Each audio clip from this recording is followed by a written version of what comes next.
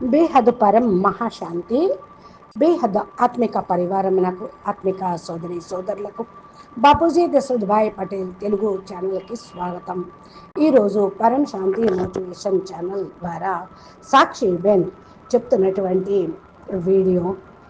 మరి మొన్న డైరెక్ట్గా పరం శాంతి యోగం అంటే ఏంటి, సనాతనము, ఉపనిషత్తుల్లో వేదాల్లో చెప్పినటువంటి యోగము, దాని గురించినటువంటి వీడియో ఒక 17 నిమిషాలు ఇక్కడ పెట్టడం జరిగింది.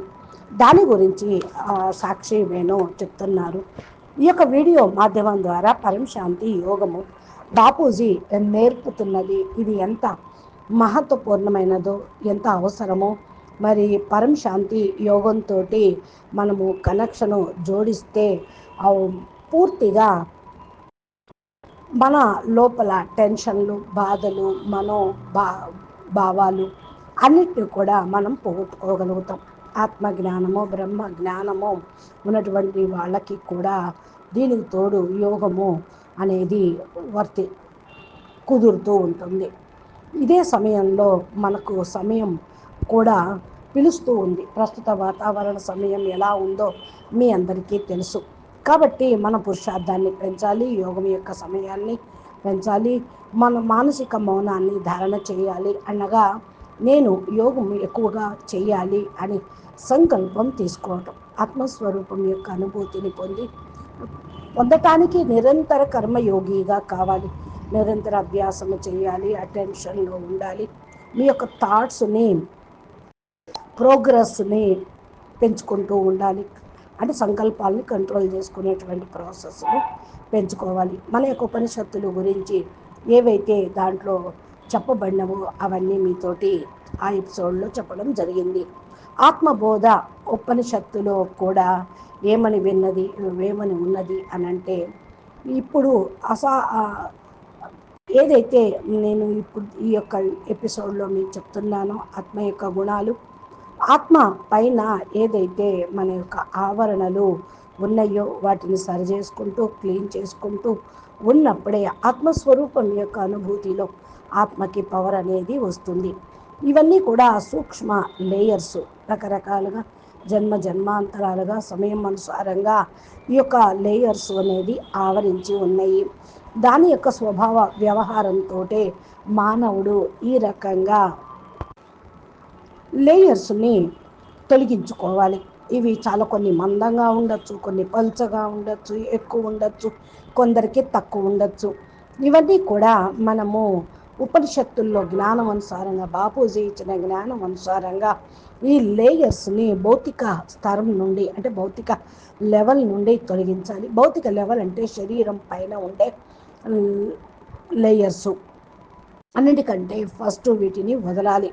లోపల ఇంద్రియాల యొక్క అనుభూతిని చేయిస్తూ ఉంటుంది. అప్పుడు ఇంద్రియాల ద్వారా మనకు అనుభూతి ఏదైతే ఉన్నదో సదా టెంపరీగా ఉన్నది. ఈ భ్రమలో అనేది ఉండకూడదు. ఈ యొక్క సంసారంలో ఇరుక్కుపోకుండా 3వ లేయర్ కూడా ఉన్నది, మనసు. ఈ యొక్క మనసు పైన నుండి ఉండేది 4వ లేయరు, బుద్ధి. స్థూల తత్వాలు తర్వాత మనసు తర్వాత బుద్ధి. ఈ యొక్క లేయర్స్ని తొలగించుకుంటూ ఉంటే మనం పరమ చైతన్యంని తెలుసుకోగలుగుతూ ఉంటాం. అప్పుడే మనము నిత్యానంద స్వరూపం జ్ఞానము తీసుకోగలుగుతూ ఉంటాం. నిత్యానందం అంటే ఏంటి? నిత్యము అదే చైతన్య స్వరూపంలో శుద్ధ చైతన్యంగా ఉంటాం. అదే ముక్తి పొందటం, ఆత్మ అనుభవాన్ని మనం పొందటం. ఉపనిషత్తుల్లో కూడా ఇదే మనకు ఉపోద్ఘాతము ఉపన్యాసంగా చెప్పారు.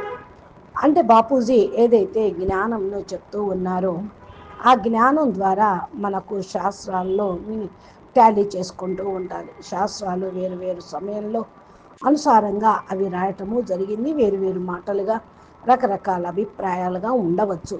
అయినప్పటికీ కూడా దాని సారం తీసుకున్న కారణంతో మనం ఏమీ కన్ఫ్యూజన్ కాకుండా ఉంటాం.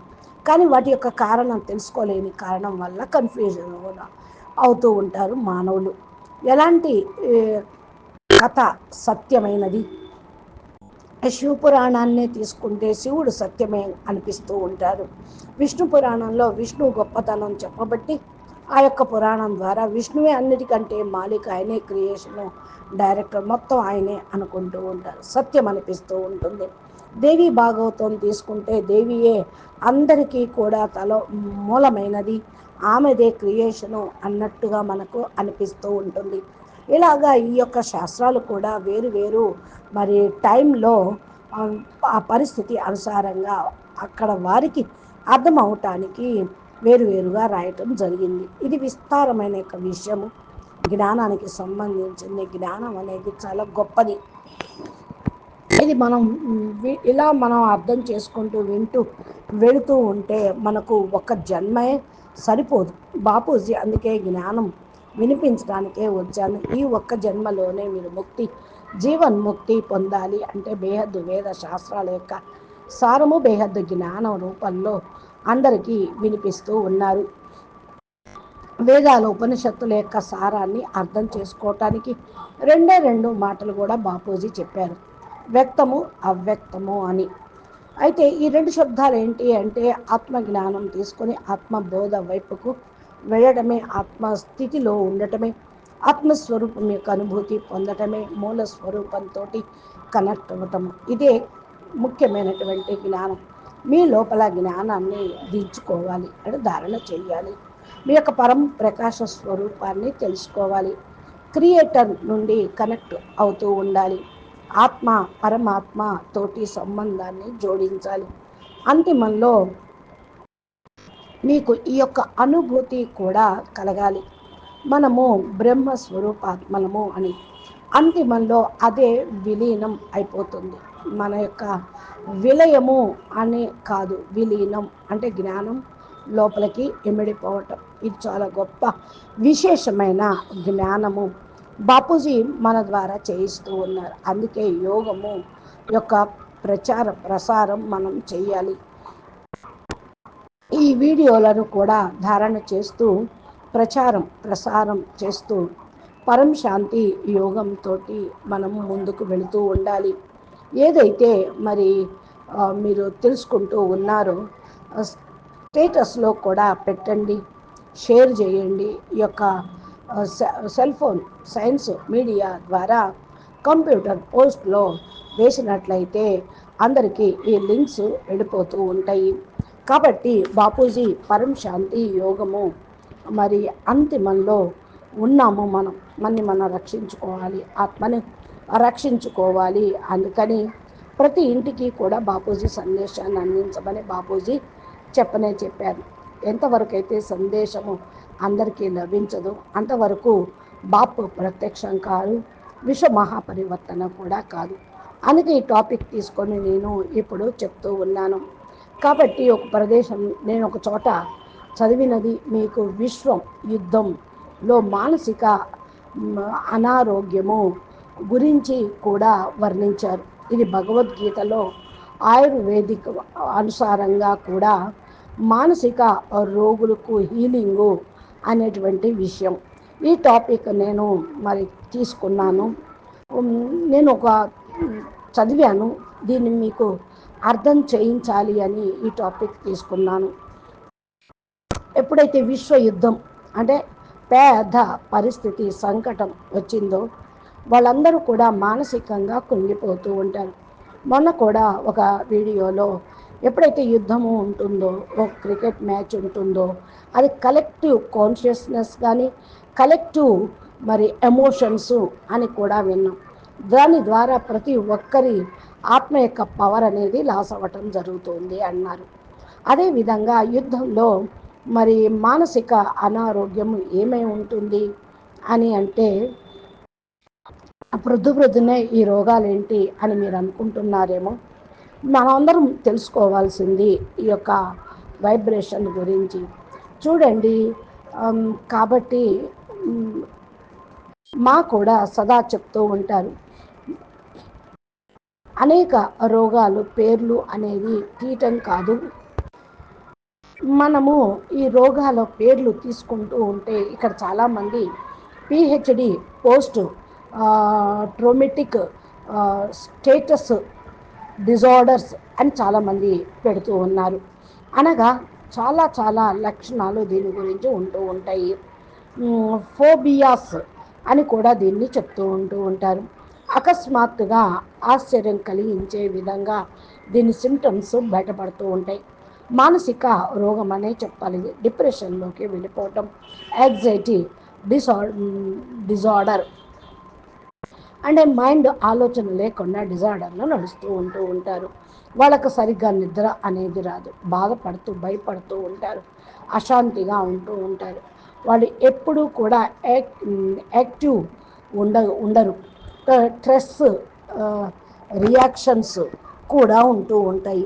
దీనిలో మనం చెప్పేది ఏంటి అంటే, ఇంకా వాళ్ళ మాటలు కూడా ఆగిపోతూ ఉంటాయి. శరీరం వింటుంది కానీ మనసు మాత్రం ఎటో వెళ్తుంది. మానసిక భ్రమణలో ఉంటూ ఉంటారు.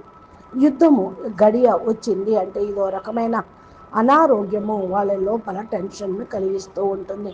ఇలాంటి పరిస్థితులు మానవ మనోవికాసమునకు సంబంధించినవి. ఎక్కడైతే మరి మానసిక అనారోగ్యము గురించి చెప్తూ ఉన్నారో దాని గురించి ఒక విషయము టాపిక్గా మనం ఇక్కడ ఎంతోమంది ఉంటూ ఉంటారు. దీని యొక్క లక్షణాలు ఎలా ఉంటాయి? వాళ్ళు భ్రమలో ఉంటూ ఉంటారు. మరి ఎవరి మాటలు వాళ్ళకు మరి వినపడవు. అంటే వేరువేరుగా అనుభూతులు వాళ్ళు పొందుతూ ఉంటూ ఉంటారు. స్వభావ వ్యవహారంకు విరుద్ధంగా అకస్మాత్తుగా వ్యవహారము చేస్తూ ఉంటూ ఉంటారు. ఎప్పుడైనా భయంలోకి వెళ్ళిపోతూ ఉంటారో, గాబరా పడతారో, వారి లోపల పూర్తిగా భయం కూర్చుంటుంది. ఇక భయం అనేది కాదు, ఇంకా భయంకరంగా ఉంటూ ఉంటుంది. అందుకనే ఒక నశ అనేది వాళ్ళ పెట్టుకోవాలి. శారీరక లక్షణాల వెనక ఒక మానసిక కారణము ఉంటూ ఉంటుంది. మనము ధ్యానంలో దీన్ని తెలుసుకుంటూ ఉంటాం. ఏది అంటే సొమోటైటైజెస్ అనే విషయం మీకు తెలుసు. ఇక్కడ అత్యధిక శోకము అని కాంప్లికేటెడ్గా ఉంటూ ఉంటుంది. అంటే కాంప్లికేటెడ్గా ఈ యొక్క వాళ్ళ పరిస్థితి ఉంటుంది అని. మీ యొక్క జీవితంలో కూడా ఎప్పుడైనా ఎదురుగా యుద్ధం చూసారా? అప్పటి వరకు కూడా మీకు ఈ డ్రిల్ అనేది అర్థం కాదు. ఇది రియల్ డ్రిల్ కూడా కాదు, అసలైనదే అని చెప్పాలి. రియల్ డ్రిల్ వచ్చేస్తూ ఉంటుంది. ఈ ప్రపంచంలో వాస్తవికత ఏమిటి అంటే డిప్రెషన్లోకి భీమా అనారోగ్యం చుట్టుముడుతూ ఉంటూ ఉంటాయి. వాళ్ళు ఇన్సెక్యూర్గా ఫీల్ అవుతూ ఉంటారు. ఇప్పుడు మీరు ఈ విషయాన్ని చర్చ చేసుకోవాలి. ఎక్కువలో ఎక్కువ చెప్తున్నది ఏంటి అంటే, భగవద్గీతలో మానసిక శాంతి యొక్క విషయం గురించి శాశ్వత ఉపాయము చెప్పడం జరిగింది. అర్జున, యుద్ధం యొక్క సమయంలో భయపడుతూ ఉన్నావు. ఇది మానసిక సంతులను చెడగొడుతూ ఉంటుంది. అందుకని నువ్వు ఎట్లాంటి స్థితిలో ఉంటావో అలాంటి పరిస్థితి నీకు ఎదురుగా వస్తుంది అని అనడం జరిగింది. మీ స్థితి కూడా ఖరాబ్ అయిపోతూ ఉంటుంది.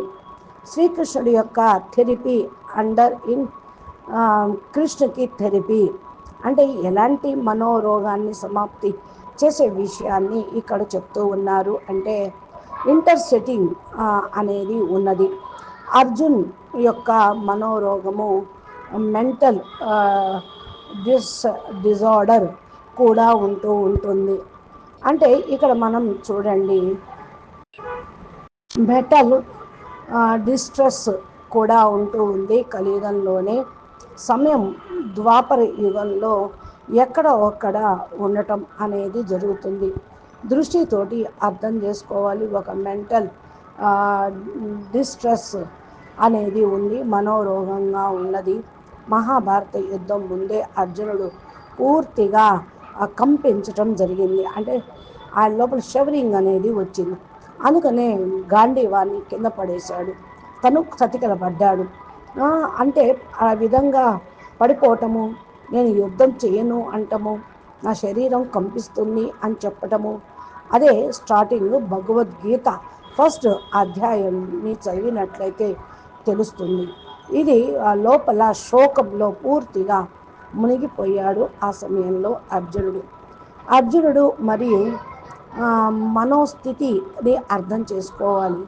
ఇదే విషయం మనోరోగంతో గ్రస్తమైనటువంటి సమయం గీతలో కూడా వర్ణన చేశారు. గాంధీవం నా చేతిలో నుండి పడిపోయింది. నా యొక్క త్వచ జల్ రహీ అంటే నా యొక్క బాడీ మండిపోతూ ఉంది. త్వచ అంటే శరీరము, చర్మము.